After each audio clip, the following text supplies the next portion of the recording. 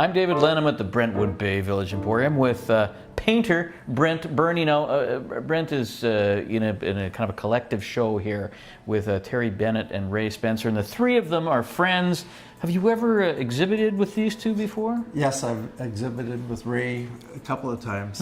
This is the first time with Terry. Do you have a sort of a collective artistic sensibility? I mean, I know you're doing different things in different media, but is there something philosophically that binds you, perhaps? This may sound really strange, but I think that because of our age and the kind of friends that we have a very similar kind of philosophy on a lot of things in life and in art. And I notice that people 10 years younger are a different kind of personality or a type of thought process. People 20 years younger are totally different. What binds us is we have very common experiences. And Ray used to be my sponsor teacher when I entered teaching. Well, one of the things I've noticed about the three of you in this show, and you in particular, is the Vancouver Island. You're painting about things that I've seen. There are two paintings just beside you, which are houses on stilts, and this is Winter Harbor. Can you just give me why are these houses on stilts? Because I've seen these, but I don't know what they are. Stilts is a bit of an exaggeration. I exaggerate in my art. What these are pylons that would be driven into the ocean bottom.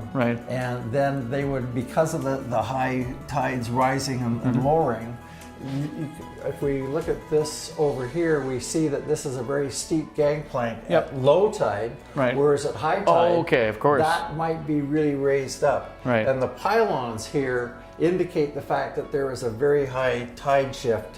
And this would have, if we see cash for quality fish up here, this was a fish buying place. I doubt that it's even in existence anymore, David. I don't think it would even be in existence. It's good to capture that, though. The history of the island, the places that are gone.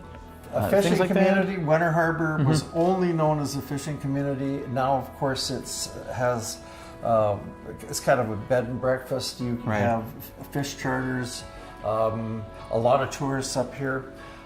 If this was still in existence, it would be because somebody decided to kind of make it a museum because it's a piece of history. I think the fact that it might be gone puts the value of that painting up immediately. Now, it's up another $1,000. I'd like to think so. Let me ask you this. You painted both acrylics and in oils. Yes. Do you prefer one or the other? And there's a huge difference in using those media. I love both. Both have it. When I was an art student, acrylics weren't that well developed, so we were trained in oil.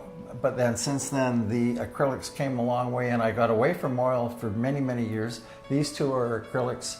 The thing about acrylics is when you put it down, it tends to get lighter and less intense as it dries. So what you paint is not quite what you see, which means you're always kind of overestimating what the colors are. But it makes it look so good, it pops. Yes. Hey, inspiration-wise, is there a sense of E.J. Hughes? Yes, I love because that E.J. is Hughes. like evokes a bit of that for me. Those colors, especially in the clear lines. Group of Seven, E.J. Hughes, my favorites. Yeah, absolutely. And E.J. Hughes is a local guy, just about where we are. He lived on Shawnigan Lake, but he traveled up and down Vancouver Island. And it's funny that a lot of artists they follow E.J. Hughes. He was here, 60, 70 years ago.